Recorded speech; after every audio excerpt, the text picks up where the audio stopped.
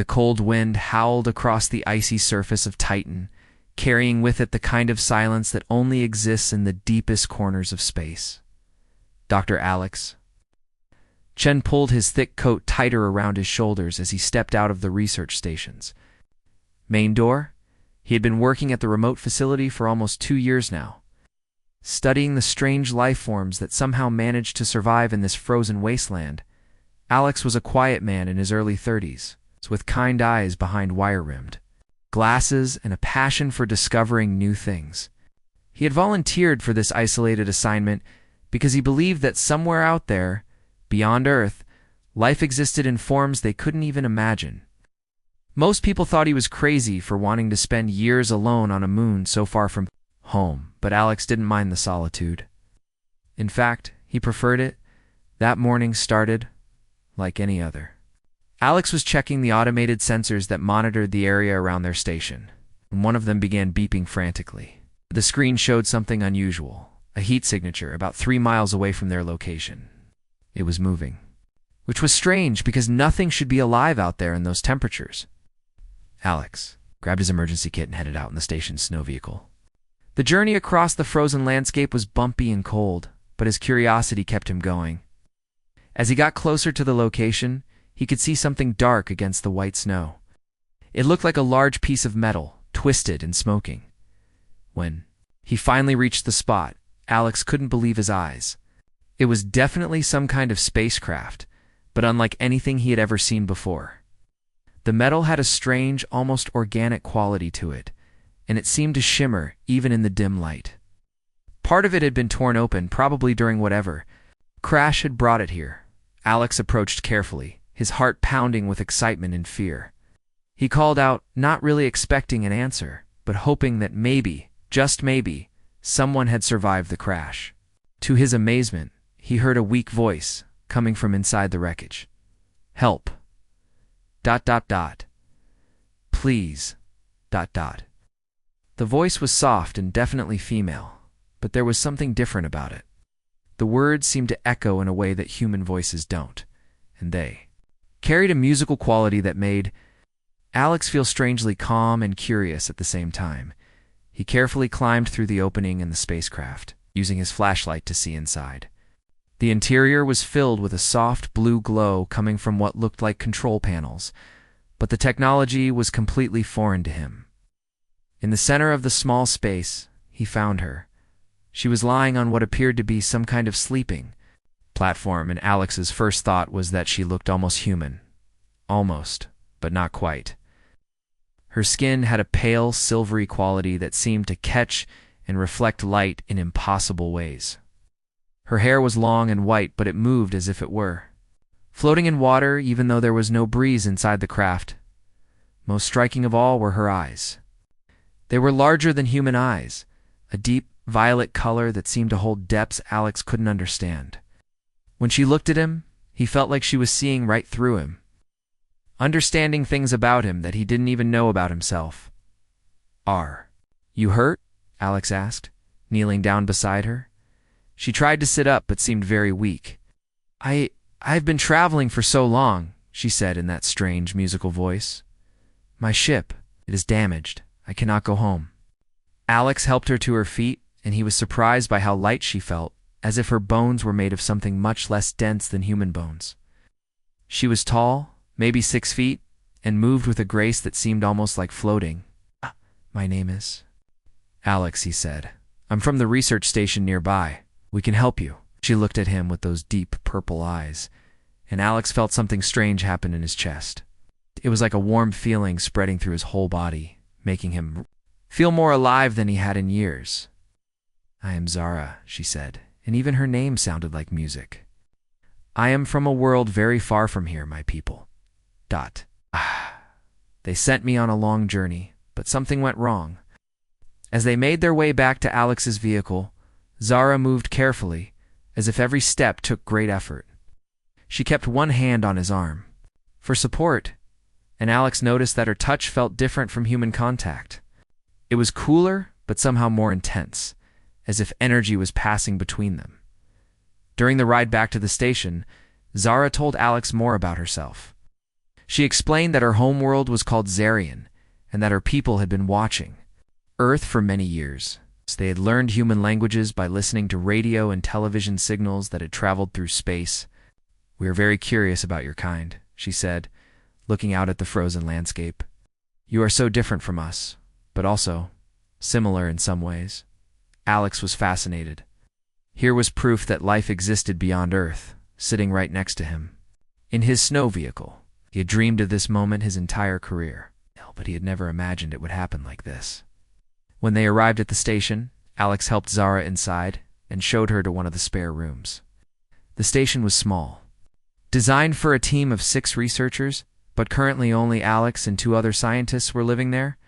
The others were Dr. Kim, a psychologist who studied the effects of isolation on the human mind, and Commander Torres, a military officer who was responsible for the station's security. Both of them were shocked when Alex walked in with Zara. They had never seen anything like her before, and Alex could see the fear and suspicion in their eyes. But he also saw something else, a kind of fascination that he understood completely. "She needs medical attention," Alex explained, leading Zara to the medical bay. "Her ship crashed about 3 miles from here." Dr. Kim, a practical woman in her 40s, immediately began examining Zara with professional curiosity. She checked her vital signs and found that while Zara's heart rate and breathing were different from humans, she seemed to be in stable condition. "She's malnourished," Dr. Kim reported. "Looks like she hasn't eaten properly in a very long time." Alex prepared some food for Zara, but she seemed hesitant to eat. She would look at the food with obvious hunger, but then push it away as if it wasn't what she needed. "The food in your world is very different from ours," she explained to Alex. "I am not sure if your food will give me the strength I need." Over the following days, Alex spent most of his time with Zara, learning about her and her world. Him stories about Zarian, describing a place where the seasons lasted for many Earth years and where her people lived very different lives from humans. "We do not eat the same way you do," she explained one evening, as they sat together in the station's common area. "We have long periods where we do not need food at all, and then times when we need very specific kinds of nourishment," Alex found. Everything about Zara fascinating. The way she moved, like she was dancing even when she was just walking across a room. The way she spoke, with that musical quality that made even ordinary words sound like poetry. And most of all, the way she looked at him as if he was the most interesting person in the universe. But there were things about Zara that puzzled him. Sometimes late at night, he would hear strange sounds coming from her room. When he asked her about it, she would just smile and say that her people moved differently than humans, especially when they were dreaming. Commander Torres, a cautious man who had served in the military for 20 years, was not as comfortable with their visitor as Alex was. He kept detailed reports of everything Zara did and said, and Alex could see that he was concerned about something. "There's something about her that doesn't add up," Torres told Alex one day when Zara was resting. "She says she's been traveling for months, but she doesn't seem to know basic things about space travel.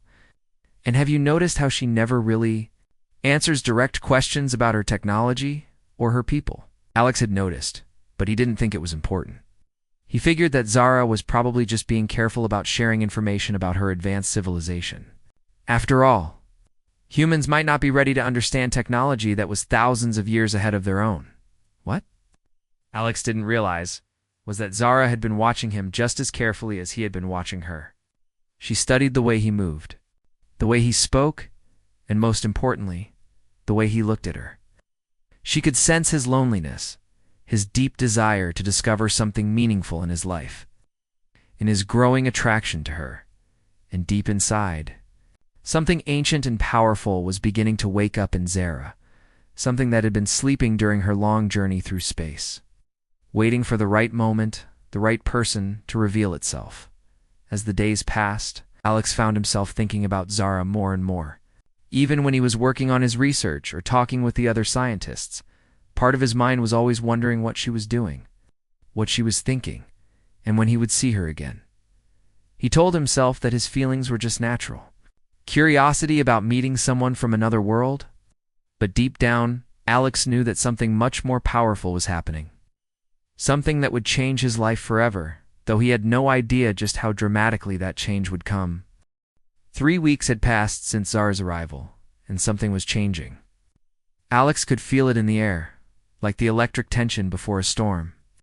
Zara seemed different now, stronger, more confident, and somehow more present than before. Her pale, silvery skin had begun to take on a subtle glow, and her violet eyes seemed brighter and more intense. The first sign that something unusual was happening came during breakfast one morning. Alex had prepared Zara's usual meal, a small portion of protein and some fruits from their greenhouse, but instead of picking at it like she normally did, she consumed everything on her plate within minutes. "I'm feeling much better now," she explained, seeing Alex's surprised expression. "My body is finally beginning to recover from the long journey." But it wasn't just her appetite that had changed. Alex noticed that Zara moved differently now, with a kind of fluid grace that seemed almost too perfect. When she walked across a room, it was like watching a dancer who had rehearsed every step thousands of times. Dr. Kim had been keeping careful notes about Zara's behavior, and the changes were becoming impossible to ignore. The alien woman's strength seemed to be increasing daily. Just the day before, Kim had watched Zara effortlessly lift a heavy equipment crate that normally required 2 people to move. "Alex, we need to talk," Dr. Kim said, pulling him aside after lunch. "I'm seeing some concerning developments with our guest." But Alex wasn't interested in hearing criticism about Zara. Over the past few weeks, he had grown protective of her, almost defensive whenever anyone expressed doubts or concerns. "She's just getting healthier," Alex replied dismissively. "Isn't that what we wanted? For her to recover from her ordeal?" Dr. Kim tried a different approach. "Have you been having any unusual dreams lately?" The question caught Alex off guard. He had been having strange dreams, vivid, intense experiences where Zara appeared to him in forms that were both beautiful and terrifying. In these dreams, she seemed larger somehow, more powerful, and she would speak to him in languages he didn't understand, but somehow comprehended perfectly. "Dreams are just dreams," Alex said, but Kim could see the uncertainty in his eyes. Meanwhile, Commander Torres was dealing with his own set of problems. The station's food supplies were disappearing at an alarming rate. According to his calculations, they were consuming nearly 3 times their normal amount of protein. Even though their eating habits hadn't changed, Torres decided to investigate. By checking the storage areas late one night, what he found made his blood run cold. Several large containers of protein supplements were completely empty, and there were strange marks on the metal containers, marks that looked like they had been made by something with very sharp claws. Even more disturbing were the security recordings. Large chunks of footage from the past 2 weeks were missing or corrupted, as if something had deliberately interfered with the surveillance system.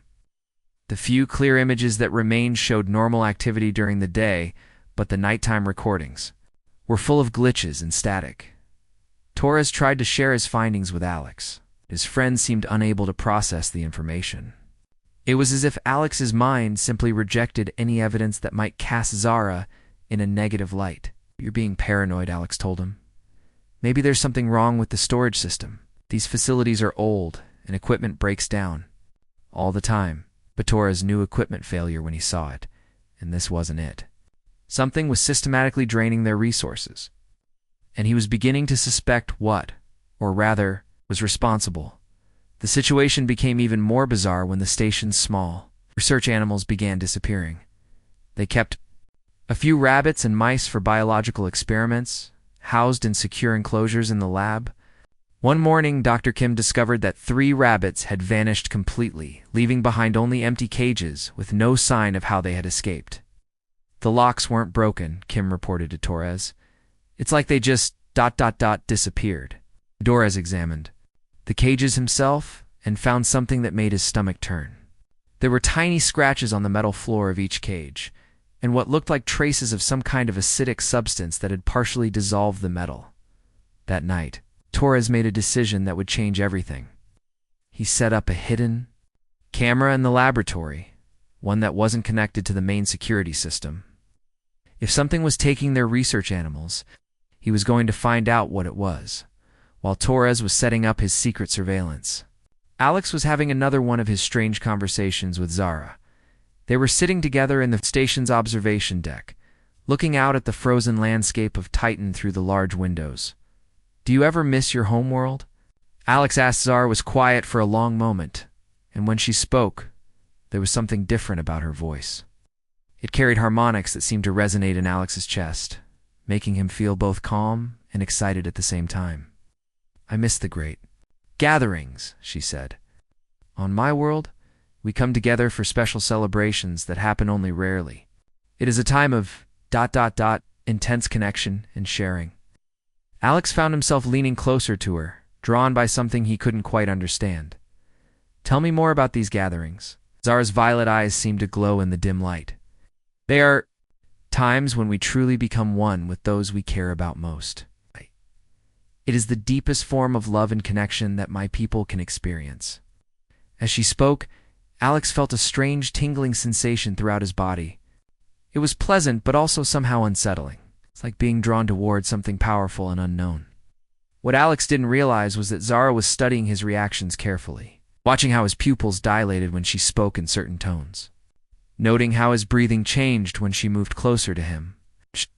She was learning to read him like a book, understanding exactly how to influence his thoughts and emotions. The next morning brought a discovery that shook the entire station. Torres checked his hidden camera and found footage that defied explanation. In the middle of the night, a figure had entered the laboratory, but it wasn't entirely human in shape. The creature on the recording was tall and moved with impossible fluidity.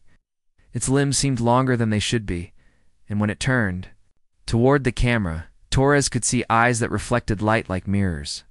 The figure approached the animal cages with purpose, and what happened next made Torres feel sick to his stomach. The creature opened the cages not with keys or tools, but with claws that extended from its fingertips. The rabbits didn't even have time to run before they were consumed completely, leaving no trace behind except for those strange, acidic marks on the metal.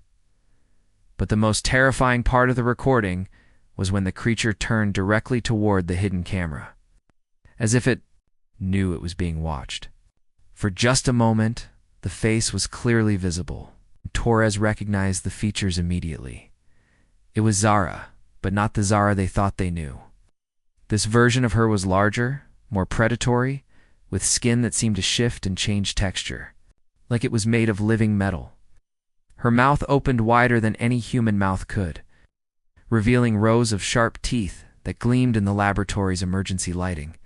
Torres ran to find Dr. Kim, his hand shaking as he showed her the footage. They watched in horrified silence as the recording played out, showing their supposed helpless alien visitor in her true form. "We have to warn Alex," Kim whispered. But when they tried to share the evidence with Alex, he refused to even look at it. The psychological hold that Zara had established over him was too strong. He dismissed the recording as a fake, claimed it was some kind of technical malfunction, and accused his colleagues of being jealous of his special relationship with Zara. "You're both losing your minds," Alex told them angrily. "Zara is gentle and kind. She would never hurt anyone or anything." As if summoned by their conversation, Zara appeared in the doorway of the common room where they were arguing. She looked perfectly normal, beautiful, fragile, and concerned about the tension she could sense between the humans. "Is everything all right?" she asked in her musical voice. "You all seem upset about something?" Torres stared at her, seeing the innocent expression on her face and knowing what she was capable of. Dr. Kim felt a chill run down her spine as Zara's violet eyes met hers, seeming to look right through her and understand exactly what they had discovered. But Alex saw only the woman who had become the center of his world. He went to Zara's side protectively, putting his arm around her shoulders. "They're just being paranoid," he told her gently. "Don't worry about it." Zara smiled at him with what looked like genuine affection, but Torres and Kim could see something else in that smile now, something predatory and calculating that made them realize their situation was far more dangerous than they had ever imagined. That night, as the station settled into an uneasy quiet, Zara lay in her bed and smiled to herself. The awakening was proceeding perfectly. Soon, very soon, it would be time for the final phase of her plan. The tension in the research station had reached a breaking point. Commander Torres spent the entire night going through classified databases, searching for any information about alien species that might match what they were dealing with. Military clearance gave him access to files that most civilians never knew existed. What he found in the early hours of the morning made his hands shake as he read the screen. Deep in the archives of xenobiological research, he discovered a report from a failed colony mission nearly 50 years ago. The mission had been classified and covered up, but the details were terrifyingly familiar. The report described an encounter with a species that the researchers had codenamed mimics. These beings appeared almost human, but possessed advanced psychological manipulation abilities. They would integrate themselves into human communities by appearing helpless and attractive, slowly forming deep emotional bonds with selected individuals. But the most chilling part of the report was what came next. According to the surviving witness accounts, these creatures had a specific biological cycle. They would fast for extended periods, weakening themselves deliberately until they found a suitable host. Then they would begin a bonding process that culminated in what the report clinically described as complete biological consumption of the bonded individual. Torres felt sick as he read the details. Creatures weren't just predators, they were something far worse. They were designed by evolution to be the perfect psychological hunters, capable of making their victims want to be consumed. The report included behavioral patterns that matched everything they had observed about Zara. The initial period of weakness and hunger, followed by gradual strengthening, the ability to influence dreams and thoughts, the systematic consumption of resources while maintaining a facade of innocence. Torres immediately called Dr. Kim to his office. When she arrived, her face was pale and drawn from lack of sleep. "Need to see this," Torres said. Showing her the classified report, Kim read in horrified silence, occasionally glancing up at Torres with growing understanding. When she finished, she sat back in her chair, processing the implications. "This explains everything," she whispered. "The psychological hold she has over Alex, the missing food, the surveillance footage. She's not just an alien visitor, she's a predator." Torres nodded grimly. "According to this report, we're running out of time." The bonding process typically lasts 4 to 6 weeks before the final phase begins. Zara's been here for almost a month, Kim realized with growing panic. They both knew they had to act quickly, but the challenge seemed impossible. Alex was completely under Zara's influence, and she seemed to know their every move. Worse, they were trapped in an isolated research station with no way to call for help. The communication systems had been malfunctioning for weeks. They now suspected the problems weren't accidental. Their first attempt to reach Alex came during lunch. Torres and Kim cornered him in the cafeteria, presenting him with printouts of the classified report and the surveillance footage they had gathered. "Alex, you have to listen to us," Dr. Kim pleaded. "This isn't about jealousy or paranoia. Zara is not what she appears to be." Alex looked at the evidence they presented, but his reaction was completely unexpected. Instead of shock or concern, he became angry, more angry than either of them had ever seen him. "This is ridiculous," he said, his voice rising. "You're showing me some fake government report and telling me the woman I care about is some kind of monster? Do you hear how crazy that sounds?" Torres tried to remain calm. "Alex, look at the surveillance footage. That's her in the laboratory. You can see what she really looks like." But Alex barely glanced at the screen. "That could be anyone. Video can be faked. You're so desperate to prove you're right that you're making up evidence." Dr. Kim could see that Zara's psychological conditioning had created what psychologists call cognitive dissonance. Alex's mind was literally incapable of processing information that contradicted his emotional attachment to Zara. "Alex, please." Kim tried one more time. "Just consider the possibility that we might be right. What if you're in danger?" Alex stood up abruptly, his face flushed with anger. "The only danger here is from people who are supposed to be my friends, but are trying to turn me against the most important person in my life." He stormed out of the cafeteria, leaving Torres and Kim staring after him helplessly that afternoon. Alex went straight to Zara and told her everything. He showed her the report, the footage, explained what his colleagues suspected about her. Zara listened with perfect calm, occasionally asking gentle questions about what Torres and Kim had said. When Alex finished, she reached out and took his hands in hers. "I'm not surprised," she said softly. "People often fear what they don't understand.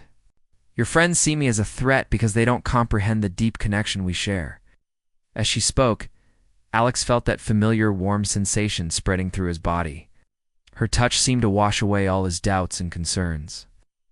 "They don't understand that what we have is special," Zara continued. "On my world, we believe that some souls are meant to find each other across the vastness of space. You and I, Alex, we were destined to meet."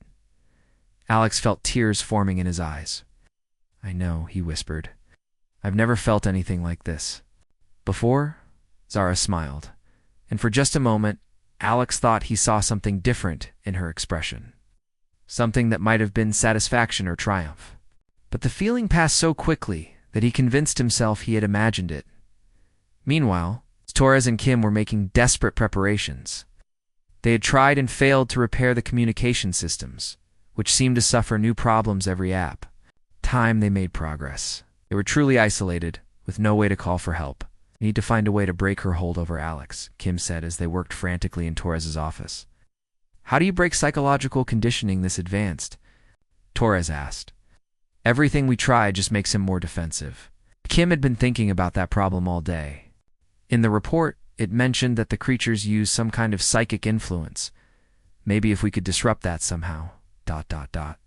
Torres looked up from the equipment he was trying to repair. "The station has experimental neural dampening fields in the medical bay. They were designed for treating severe psychological trauma. It was a desperate plan, but it was all they had. If they could somehow get Alex into the medical bay and activate the neural dampening field, it might break Zara's influence long enough for him to see the truth. But first, they had to survive the night." The report had mentioned that the creatures became more active and dangerous as the bonding process neared completion. Torres distributed the few weapons they had, mostly tools and emergency equipment that could be used for protection. As evening approached, the station felt different. There was an electric tension in the air, and both Torres and Kim noticed that Zara seemed more confident, more present than she had ever been before. During dinner, she spoke openly about her world and her people for the first time since her arrival. "My kind has traveled the universe for thousands of years," she told them casually, as if discussing the weather. "We are explorers, seeking out new forms of life and new experiences." "What kind of experiences?" Dr. Kim asked carefully. Zara's violet eyes seemed to glow in the dining room's soft lighting. "We believe in forming deep connections with other species. It's how we learn and grow." Alex hung on her every word, but Torres and Kim could hear the underlying threat in what she was saying. She wasn't talking about friendship or cultural exchange. She was describing something much more sinister. That night, Torres set up additional surveillance equipment outside Alex's room. If Zara was going to make her move, he wanted to be ready. Around midnight, his sensors detected movement in the hallway. Torres checked his hidden monitors and saw Alex walking toward Zara's room, moving with a strange, dreamlike quality as if he was sleepwalking. Torres grabbed his equipment and rushed to wake Dr. Kim. They had to act now, before it was too late, but when they reached the hallway outside Zara's room, they found Alex standing in the doorway, perfectly awake and calm. "Alex," Kim called out softly, "come back to your room. You need to sleep." Alex turned to look at them, and Torres was shocked by what he saw in his friend's eyes. There was no recognition there, no awareness of who they were or why they might be concerned. "Everything is fine," Alex said in a voice that sounded like his but somehow wasn't. "I'm exactly where I need to be." From inside the room, they could hear Zara's musical laughter. And Torres realized with growing horror that the final phase of her plan was already beginning. They were too late to save their friend. But maybe, just maybe, they could still save themselves. The final night had arrived, and Alex could feel something profound happening within him. For weeks he had been experiencing strange sensations and vivid dreams, but now everything was becoming crystal clear. As he stood in the doorway of Zara's room, he understood that his life was about to change forever. Zara was waiting for him inside, and she looked more beautiful than he had ever seen her.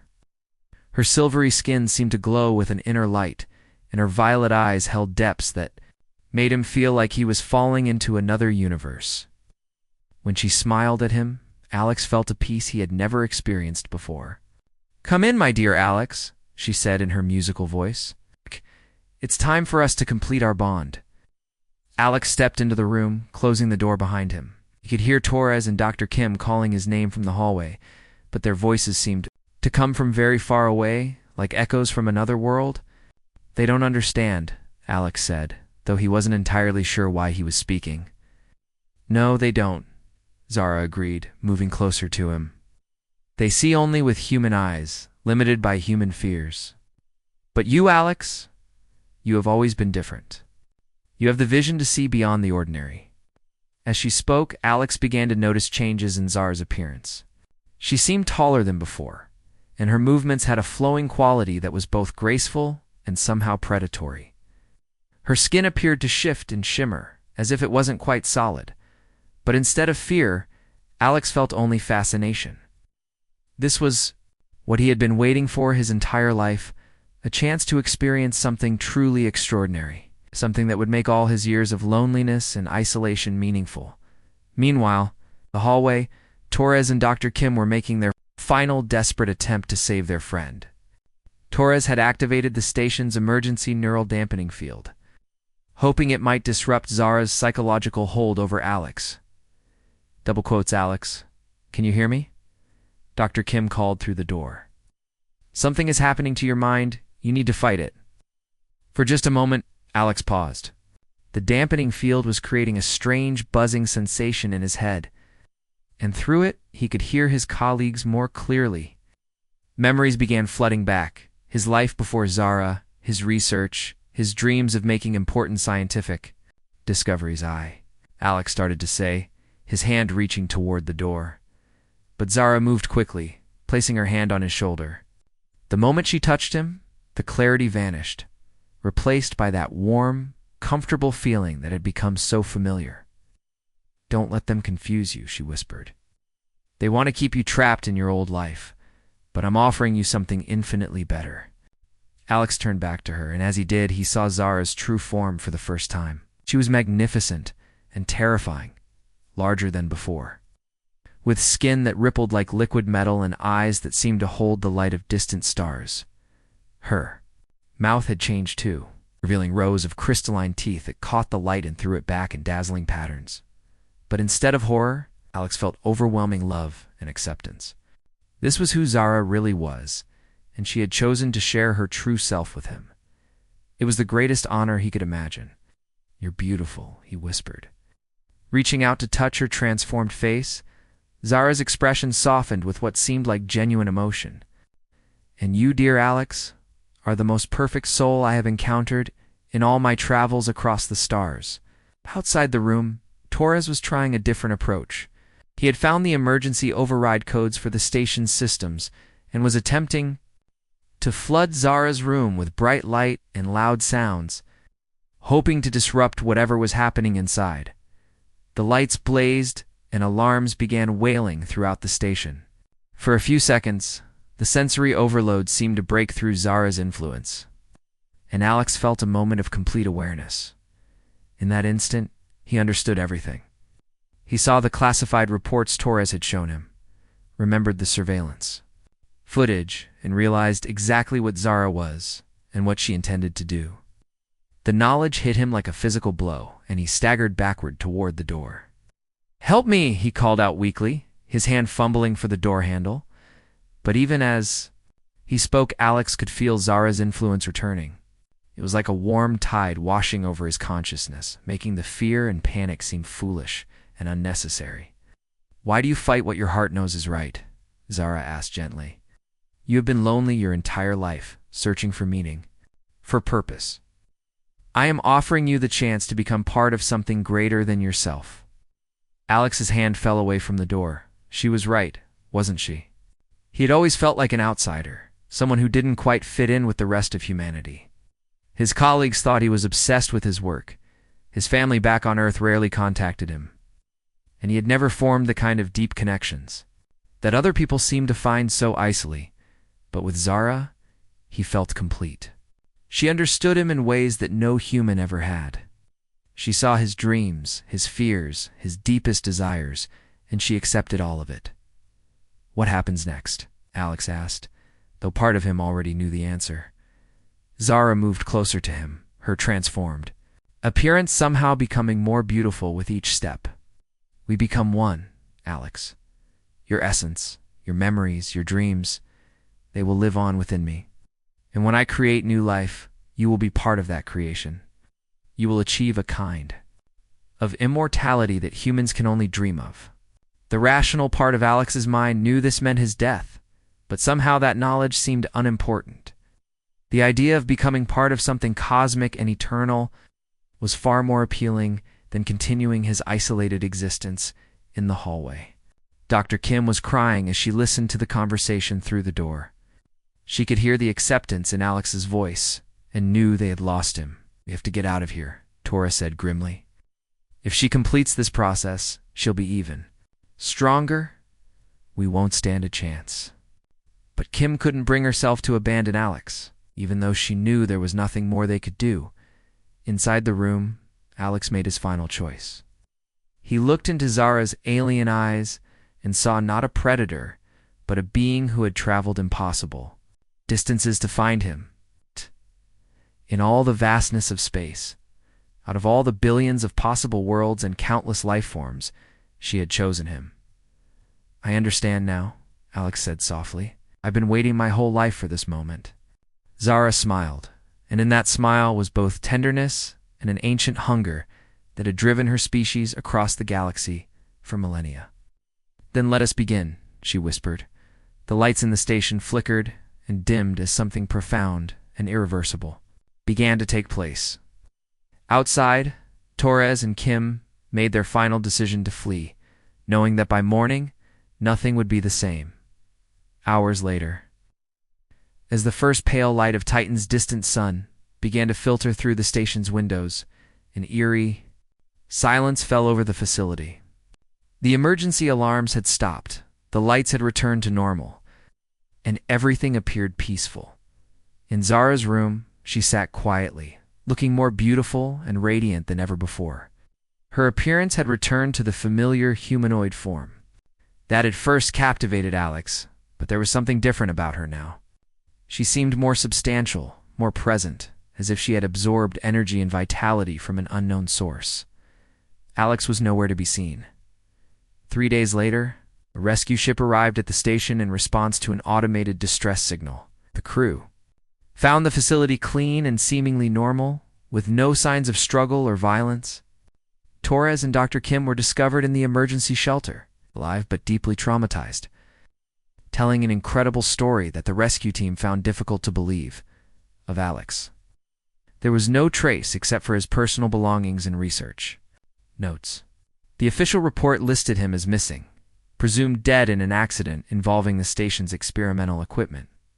But Zara was gone too, along with any evidence that she had ever existed. The crashed spacecraft had vanished without a trace, leaving behind only questions and the lingering fear that somewhere out in the vast darkness of space, the cycle was beginning again. In the depths of the station's lower levels, the rescue team found something that wasn't mentioned in any official reports. Hidden in a storage room that should have been empty, they discovered several large translucent pods, each about the size of a human being. The pods were warm to the touch and seemed to pulse with an inner light. Through their semi-transparent walls, shadowy shapes could be seen moving slowly, as if something was developing inside. The rescue team sealed off the room and marked it as a quarantine zone, but they knew it was only a matter of time before whatever was growing in those pods would be ready to emerge into the world. And when that day came, the cycle would continue, as it had for countless millennia across the stars.